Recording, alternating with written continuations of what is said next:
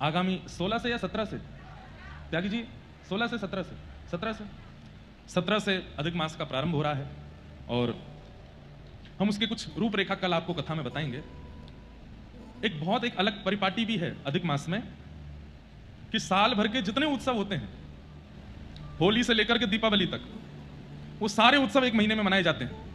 अभी आप वृंदावन में श्री राधा वल्लभ जी में, संभवतः राधा वल्लभ जी में, नाथ द्वार में श्रीनाथ जी में, कई जगह की परिपाटी में एक महीने के अंदर सारे उत्सव होंगे। होली होगी, दिवाली होगी, रक्षाबंधन होगी, जन्माष्टमी होगी, रामनवमी होगी, राधाष्टमी होगी, जानकी नवमी होगी, मतलब एक महीना उत्सव ही उत्सव चलेंगे सारे मंदिरों में, अधिकतर कई मंदिरों में, कईयों में नहीं भी है। हमारा भी मन तो है कि गिरधर लाल जी के साल भर के उत्सव महीना भर चलें, पर हम हैं नहीं, तो इसलिए घर पर चलेंगे, हम तो कथाओं में रहेंगे। लेकिन उस बीच एक कथा करने के लिए हम वृंदावन आ रहे हैं। जैसे 21 से 27 मई अधिक मास की पहली कथा है कहाँ? मुक्तिनाथ नेपाल में। मुक्तिनाथ इतना अद्भुत स्थान है और अभी तक लोग बाग वहाँ ज़्यादा पहुँचे नहीं हैं। हमें भी ज़्यादा नहीं पता है वहाँ के बारे में, बस कुछ ग्रंथों में उसके बारे में पढ़ा है, वो कथा वहीं सुनाएंगे। वहाँ दामोदर कुंड है। मुक्तिनाथ से थोड़ा चढ़ाई करके और ऊपर पैदल जाना पड़ता है, वहाँ दामोदर कुंड है। दामोदर कुंड में व्यक्ति तुलसी जी हाथ में लेकर के जैसे ही पधराएगा तो उसके मन के शालिग्राम जी अपने आप आकर के तुलसी से स्पर्श हो जाते हैं। और ऐसे शालिग्राम जी को सेवा में लाने की पुरानी परिपाटी रही है।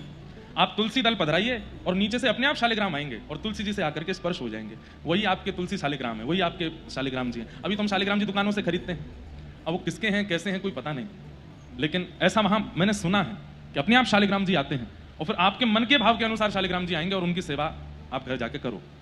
पर सरकार ने अब वहाँ कुछ, नेपाल सरकार ने नियम भी बना दिए हैं, क्योंकि हिरण्य गर्भ हैं शालिग्राम, अंदर सोना होता है शालिग्राम जी के, तो कई लोभी लोग शालिग्राम जी को उस भाव से ले जाते हैं और फिर भेदन करके स्वर्ण निकाल लेते हैं, ऐसा सुना है। तो इसलिए कुछ नियमों के तहत अब दामोदर कुंड के पास नहीं जाने देते।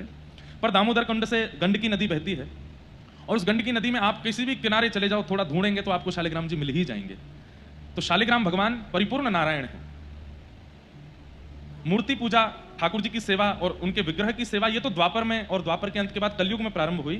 पर प्राचीन काल में ठाकुर जी की शालिग्राम रूप की सेवा का ही विधान सब जगह रहा।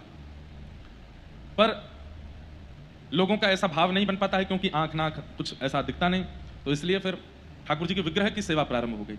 लेकिन विग्रह में प्राण प्रतिष्ठा करनी पड़ती है और वो भी कुछ ऐसा नियम है कि इससे बड़े अगर विग्रह हो तो उनकी प्राण प्रतिष्ठा अनिवार्य होती है।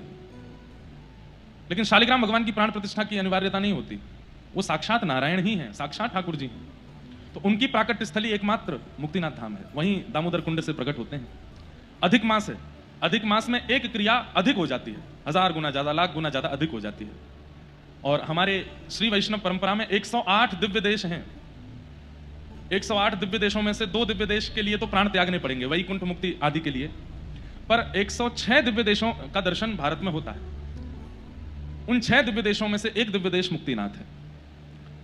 दूसरा अष्टभू वैकुंठ, पृथ्वी के 8 वैकुंठ बताए गए हैं, उनमें से उत्तर भारत का एक वैकुंठ मुक्तिनाथ है। तो वहाँ कथा है। यहाँ से वैसे हमको पहले लंदन जाना था, यहाँ 12 को कथा करने के, पूरी 13 से लंदन में कथा थी, लेकिन जिनके यहाँ कथा होनी थी उनके यहाँ कुछ अशुभ समाचार हुआ, इसलिए अब वहाँ नहीं जा रहे हैं। तो बीच का समय कुछ संतों के दर्शन के लिए है और फिर सीधे 21 तारीख से मुक्तिनाथ में कथा है। वहाँ इंटरनेट है कि नहीं पता नहीं, पहाड़ी है। बद्रीनाथ से 2000 फीट ऊंचाई पर है और केदारनाथ से लगभग 1000 फीट ऊंचाई पर है, थोड़ी ऊंचाई ज़्यादा है। पर हमारे कुछ प्रेमी भक्तजन होके आए हैं, वो लोग बोले महाराज जी ऐसी कोई दिक्कत नहीं, तो मुंबई के ही हैं, वो होके आए, उन्होंने बताया कि सब ठीक है, ऐसी कोई दिक्कत नहीं है, लेकिन 7 दिन रहना है। तो नेपाल गवर्नमेंट का ऐसा कहना है कि जो भी लोग आए वो 1 दिन पहले पोखरा में जरूर रुकें, क्योंकि नेपाल अधिकतर पहाड़ पर ही है, ऊंचाई पर ही है। तो वहाँ थोड़ा अपने आप को ढाल लें, उसके बाद मुक्तिनाथ 20 तारीख को पहुँच जाएं। हमारे साथ सीमित लोग ही जा रहे हैं, 150 लोगों से ज़्यादा हमने अनुमति, मतलब नेपाल के लोकल लोग बहुत आ रहे हैं, पर हमने 150 से ज़्यादा लोगों की व्यवस्था वहाँ रखी नहीं है। उसके ऊपर जो आ रहे हैं वो अपनी व्यवस्था से रुक रहे हैं। तो इस प्रकार से वहाँ जाना हो रहा है, वहाँ जाएंगे। ऐसा सुनने में भी आया है कि वहाँ जो ठाकुर जी विराजमान हैं उनमें भी कई विवाद है। बुद्ध धर्म विलंबी मानों का, उनका ऐसा मानना है कि वो बुद्ध हैं, पर वैष्णवों का ऐसा मानना है कि वो नारायण है। और ये पुराना ऐसा रहा ही है। बद्रीनाथ में भी किसी समय पर ये था, क्योंकि ध्यान मुद्रा में जहां भी स्वरूप है तो वहां ऐसा उनका मानना होता है कि ये बुद्ध ही है, पर फिर हमारे आचार्य उसको किसी ना किसी प्रकार से सिद्ध करते हैं कि नहीं वो नारायण है। तो ऐसा अभी भी वहां थोड़ा बहुत है, लेकिन हमको तो बस ठाकुर जी का और धाम का दर्शन करना है, वहां कथा सुनानी है। अपने जीवन की पहली कथा करने जा रहे हैं वहां पर, तो आप सब लोग जो पहुंचने की सामर्थ्य रखते हो वो पहुंच जाना। 2 रास्ते हैं, बंबई से काठमांडू।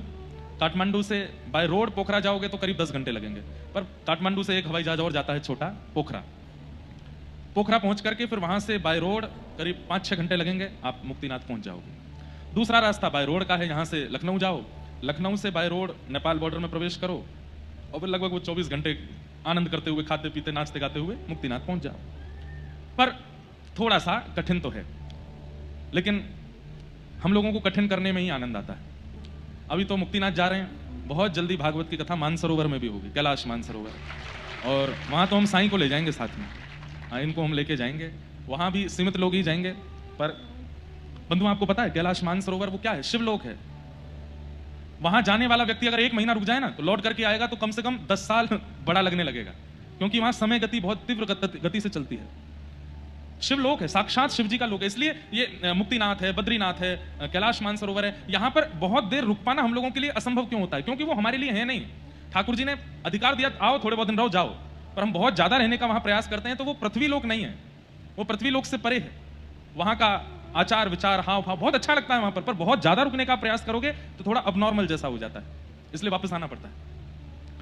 लेकिन कई लोग जो नाम जापक होते हैं, साधक होते हैं, भक्ति भाव वाले होते हैं, वो रुक जाते हैं, क्योंकि वो तो इस लोक में रहते हुए भी दूसरे पर्यावरण में हो जाते हैं ना, इसलिए वहां का पर्यावरण उनको परेशान नहीं करता, उनको अनुकूल लगता है। भूख थोड़ी कम हो जाती है, निद्रा थोड़ी कम हो जाती है, और बोलने का मन कम होता है, सांस भूलने लग जाती है, तो बहुत कुछ। अब जो लोग यहीं ऐसे रहते हैं, कम खाते हैं, कम सोते हैं, कम बोलते हैं, उन लोगों को वहां दिक्कत भी नहीं होती। तो मुक्तिनाथ धाम में कथा है। मुक्तिनाथ से आने के बाद फिर हमारे भारत का एक अजूबा है, और व्रजमंडल की सीमा पर है आगरा, वहां भागवत की कथा है। संभवतः 1 तारीख से है, अब मेरे को डेट नहीं पता होती, 3 से